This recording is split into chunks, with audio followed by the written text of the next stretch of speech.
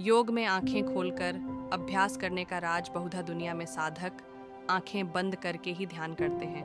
परंतु बाबा ने कहा है, तुम्हारा कर्मयोग है, अर्थात तुमको कर्म करते हुए भी योगी जीवन धारण करना है और घर गृहस्थ में रहते योगी अवस्था बनानी है।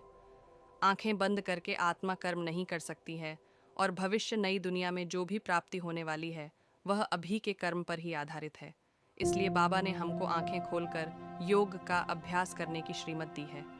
जब ये आदत पक्की हो जाती है तो कर्म करते भी योग की अवस्था रहती है, जिससे कर्म श्रेष्ठ होता है और श्रेष्ठ कर्म की प्रालब्ध भी श्रेष्ठ मिलती है।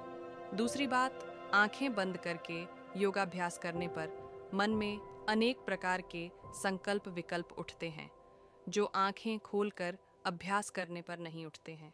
भले ही आंखें खोलकर अभ्यास को पक्का करने में थोड़ा अधिक पुरुषार्थ करना होता है, परंतु वह बहुत ही हितकर है। अपने को आत्मा समझने और दूसरे को भी आत्मिक स्वरूप में देखने से एक दूसरे को शक्ति की अनुभूति होती है।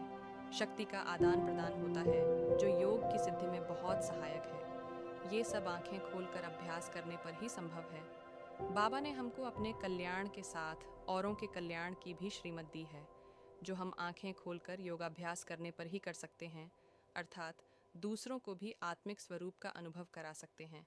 इस प्रकार हम देखें तो आंखें खोलकर योगाभ्यास करना ही यथार्थ योग है और योग की सिद्धि के लिए बहुत सहायक है। योग का जीवन में क्या महत्व है? आत्मा को पावन बनाने के लिए योग ही एकमात्र साधन है। भले कुछ आत्माएं अंत समय सजाएं खाकर पावन बनती हैं, परंतु वह कोई पुरुषार्थ नहीं है। योग बल से नई दुनिया स्वर्ग की स्थापना होती है। योग से ही ज्ञान की और दैवी गुणों की धारणा होती है।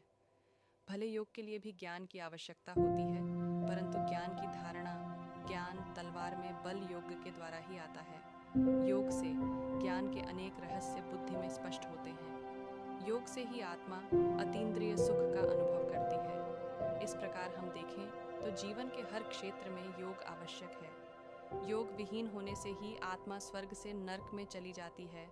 फिर नर्क से स्वर्ग में ले जाने के लिए योग ही एकमात्र आधार है। बाप को याद करने से ज्ञान आप ही इमर्ज हो जाता है। जो बाप को याद करता है उनको हर कार्य में बाप की मदद मिल ही जाती है। अगर नॉलेज से लाइट माइट नहीं तो वह नॉलेज ही किस काम की। ईश्वरीय नॉलेज क्या बनाएगी ईश्वरीय स्थिति।